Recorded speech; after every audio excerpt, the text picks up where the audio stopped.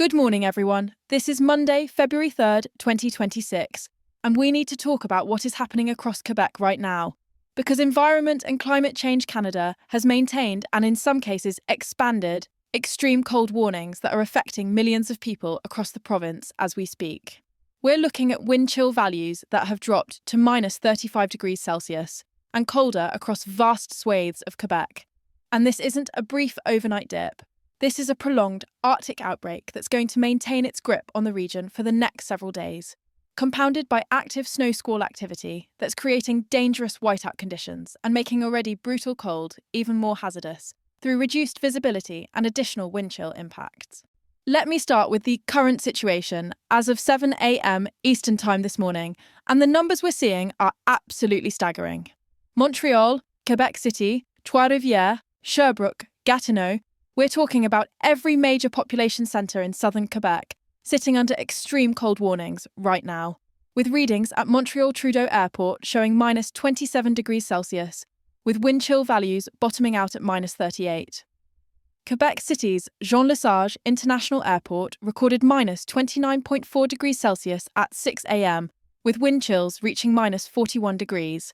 And folks, those are the kinds of numbers where exposed skin can freeze in less than 10 minutes. We're not talking about uncomfortable winter weather here. We're talking about genuinely dangerous conditions that require immediate protective action if you're going to be outside for any length of time. Now let's expand our view across the province, because this cold isn't discriminating by region. The Laurentians, the Eastern Townships, the Beauce region, Mauricie, Centre du Québec. All of these areas are experiencing similar conditions, with wind chill values ranging from minus 35 to minus 42 degrees Celsius, depending on elevation and exposure. The weather station at Mont-Tremblant recorded minus 31 degrees Celsius, with sustained winds gusting to 47 kilometers per hour, creating wind chills that touched minus 44 degrees early this morning. Saguenay-Lac-Saint-Jean is seeing some of the coldest air, with Bagotville reporting minus 33 degrees, and wind chills approaching minus 45. And when you move into the more northern regions, like Abitibi-Témiscamingue and Côte-Nord, we're looking at actual air temperatures in the minus 35 to minus 40 range before we even factor in wind chill effects. The Arctic air mass responsible for these conditions pushed into Quebec over the weekend, and it has established itself with remarkable persistence. The upper-level pattern shows a deep trough digging down from the Canadian Arctic, funneling air that originated over the Beaufort Sea and the Arctic Ocean directly southward into Quebec. And there's a strong high-pressure system centred over Hudson Bay that's acting like a holding pattern, keeping this bitter Arctic air locked in place over the province. The pressure gradient between this Arctic high and lower pressure systems to our east is driving those winds that are making the wind chill values so incredibly dangerous, and those winds aren't letting up. We're seeing sustained winds of 25 to 35 kilometers per hour across most regions, with gusts reaching 45 to 55 kilometers per hour, particularly in exposed areas and along the St. Lawrence River corridor. Now let's talk about the snow squalls, because this extreme cold isn't happening in isolation. We've got active lake effect and Georgian Bay effect snow squalls that are impacting portions of western Quebec, particularly the Outaouais region and areas north of Montreal. These snow squalls are being generated as relatively warmer air over the Great Lakes, and Georgian Bay picks up moisture and then slams into the Arctic air mass over Quebec, creating intense but localised bands of heavy snow with visibility dropping to near zero in the heaviest squalls. The Gatineau region has seen multiple snow squall warnings since yesterday afternoon, with some areas picking up 15 to 25 centimetres of snow in very short periods. And when you combine that kind of snowfall rate with the extreme cold and the winds we're experiencing, you're creating complete whiteout conditions that make travel not just difficult, but genuinely life-threatening. The Highway 401 corridor near the Ontario-Quebec border has been particularly affected by these snow squalls. And we've seen reports of multiple vehicle collisions and several tractor-trailers jackknifed on Highway 20 near Rigaud, where a particularly intense squall band has been training across the same area for hours.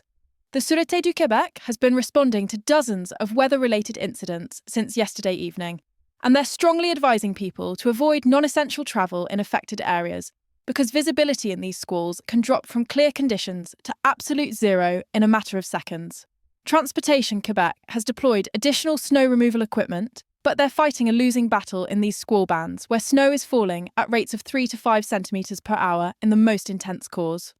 Let me give you the timeline for what we're expecting over the next 48 to 72 hours, because understanding when conditions might improve is crucial for planning. Through today, Monday, those extreme cold warnings remain in full effect across southern and central Quebec, with no significant moderation expected. We're looking at daytime high temperatures struggling to reach -18 to -22 degrees Celsius across the Montreal and Quebec City regions, which means even with sunshine, we're not getting any meaningful relief from this cold. Tonight into Tuesday morning brings our coldest readings of this entire event, add to with overnight lows dropping to -30 to -35 degrees Celsius in many areas, and wind chill values potentially reaching -45 to -50 in exposed locations across northern regions and higher elevations. Tuesday during the day, we start to see some very slight moderation, with high temperatures possibly climbing to -15 to -18 degrees. But that wind chill will keep apparent temperatures in the -30 to -35 range for most of the day. The snow squalls should begin to diminish Tuesday afternoon, as the wind direction shifts slightly and we lose some of that lake effect enhancement. But we're still looking at flurries and blowing snow that will keep visibility reduced and roads treacherous. Tuesday night into Wednesday morning remains dangerously cold with lows again in the -25 to -30 range and wind chills in the -35 to -40 range. Wednesday is when we finally start to see some meaningful improvement as the upper level pattern begins to break down and we get some slight southward movement of warmer air. And I'm using warmer in a very relative sense here because we're talking about high temperatures possibly reaching -12 to -15 degrees, which after what we've been through will actually feel like a heat wave, even though it's still well below freezing. By Thursday, we're looking at a possible climb to -8 to -10 degrees, with those extreme cold warnings likely being lifted across southern regions. Though northern Quebec will remain under warnings for an extended period. Now let's talk about what these conditions mean for you personally and what actions you need to take to stay safe, because knowledge without action doesn't protect anyone. Frostbite risk is severe right now. We're talking about exposed skin freezing in 5 to 10 minutes in these wind chill conditions, and that means anytime you step outside, you need to have every bit of skin covered. We're talking full face coverage with a scarf or balaclava, insulated gloves with windproof shells, winter boots rated for extreme cold, multiple layers on your torso with a windproof outer layer, and a proper winter hat that covers your ears completely. If you're going to be outside for more than a few minutes, you need to take breaks to warm up. And you need to watch for the warning signs of frostbite. Numbness, white or greyish skin colour, unusually firm or waxy feeling skin. Because once frostbite sets in, you've got a medical emergency on your hands. Hypothermia is the other major concern, and it can set in faster than many people realise in conditions like these. If you're going to be doing any outdoor work or activities, you need to stay dry because wet clothing loses its insulating properties incredibly quickly in extreme cold. And you need to keep moving to maintain body heat, but not to the point where you're sweating, because that moisture will freeze against your skin. Watch for the warning signs of hypothermia in yourself and others: intense shivering, confusion, drowsiness, slurred speech, utter loss of coordination. And if you see these signs, you need to get the affected person inside and warmed up gradually while seeking medical attention. Vehicle preparation is absolutely critical right now if you must travel. Your vehicle needs to have a full winter emergency kit that includes blankets, extra warm clothing, non-perishable food, water. Though keep in mind, water will freeze, so you might want those emergency heat packs or a way to melt snow. A flashlight with extra batteries, a first aid kit, jumper cables, a small shovel, sand or kitty litter for traction, and a way to call for help. Keep your gas tank at least half full at all times, because if you get stranded, you'll need to run your engine periodically for heat.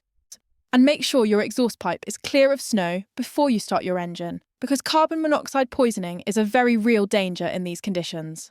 Let someone know your route and expected arrival time if you must travel, and if you get stranded, stay with your vehicle.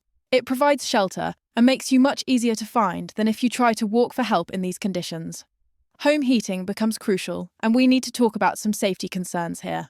Space heaters are being used heavily right now, and they're a major fire risk if not used properly. Keep them at least 1 metre away from anything that can burn. Never leave them unattended, and make sure they're plugged directly into wall outlets and not extension cords. If you're using a wood stove or fireplace, make sure your chimney is clean and you've got proper ventilation, because carbon monoxide poisoning kills people every winter. Check on elderly neighbours and relatives, because older adults are particularly vulnerable to extreme cold and may not be able to maintain adequate heat in their homes, or may not recognise the signs of hypothermia in themselves. If you're struggling to heat your home, reach out to local warming centres. Many municipalities have opened emergency warming facilities where people can go to escape the cold. The homeless population is at extreme risk right now, and outreach workers across Quebec are in overdrive trying to get people into shelters because sleeping outside in these conditions is a death sentence.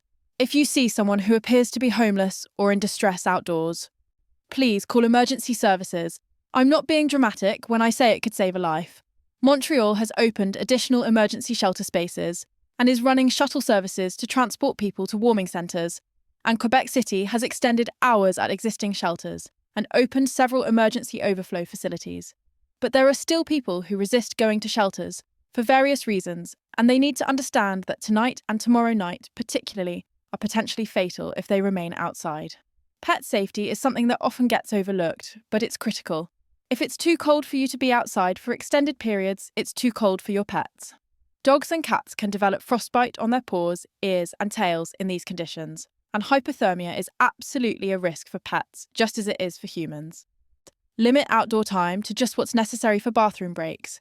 Consider booties for dogs, if they'll tolerate them, and wipe down paws when they come inside, because the salt and chemicals used for ice melting can be harmful if ingested when they lick their paws. Outdoor cats need to be brought inside, if at all possible, and if you're feeding community cats, please make sure they have access to unfrozen water and some kind of insulated shelter.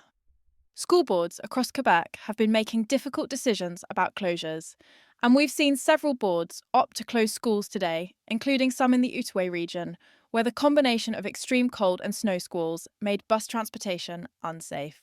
The Montreal School Board kept schools open but cancelled all outdoor activities and recess. Ards and Quebec City schools are operating on a similar basis. Parents need to check with their specific school boards for updates, because decisions are being made on a region-by-region and sometimes school-by-school basis, depending on local conditions and transportation concerns. Public transportation is operating, but with delays and modifications. The STM in Montreal has buses running, but with significant delays due to the cold affecting vehicle performance and the need for operators to take more frequent warming breaks, which is absolutely appropriate given the conditions. Via Rail has reported delays on several routes as extreme cold affects track conditions and locomotive performance, and anyone travelling by train needs to build extra time into their plans. Air travel at Montreal Trudeau and Quebec City airports is experiencing some delays due to de-icing requirements taking longer in the extreme cold, and some aircraft performance limitations in very cold temperatures, so check with your airline before heading to the airport. Let me put these conditions into some historical context, because understanding where this cold snap ranks helps appreciate the severity of what we're dealing with. The last time Montreal experienced a stretch of extreme cold, this prolonged with wind chills.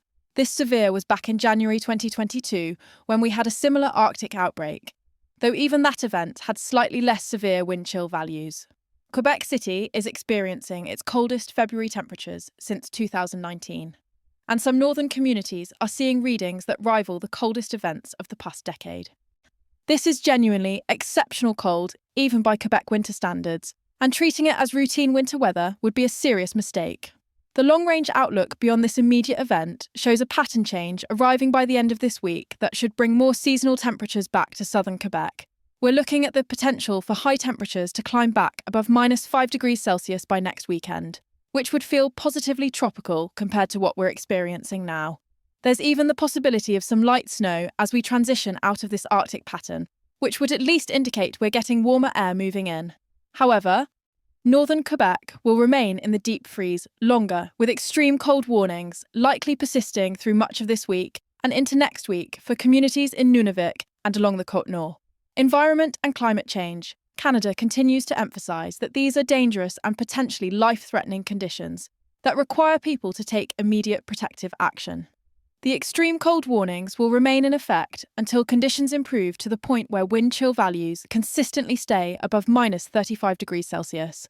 And based on current modelling, that's not going to happen across most of southern Quebec until Wednesday at the earliest, and possibly not until Thursday for some regions. The snow squall warnings for the Outaouais region and areas near the Ontario border will likely be lifted later today or tonight, as those bands finally begin to weaken. But even after the organised squalls end, we're going to see periods of flurries and blowing snow that will continue to make travel challenging. This is the kind of weather event that demands respect and demands action. This isn't the time to test your toughness or prove you can handle extreme cold. This is the time to take every recommended precaution, limit outdoor exposure to only what's absolutely necessary. Check on vulnerable neighbours and family members. Keep your emergency supplies ready if you must travel, and stay informed about changing conditions. If you haven't already, make sure you're following this channel and have notifications turned on, because we'll be providing updates as conditions evolve over the next several days. And in weather like this, having access to current information isn't just convenient. It's a safety measure that could make the difference in an emergency situation. Stay warm, stay safe, and look out for each other, Quebec. We'll get through this Arctic blast together, but we need everyone taking these conditions seriously and following the safety guidance we've discussed. I'll be back with another update later today as we track any changes in the forecast or new developments with the snow squalls, so make sure you're subscribed and that bell is turned on so you don't miss critical updates. Take care of yourselves and each other.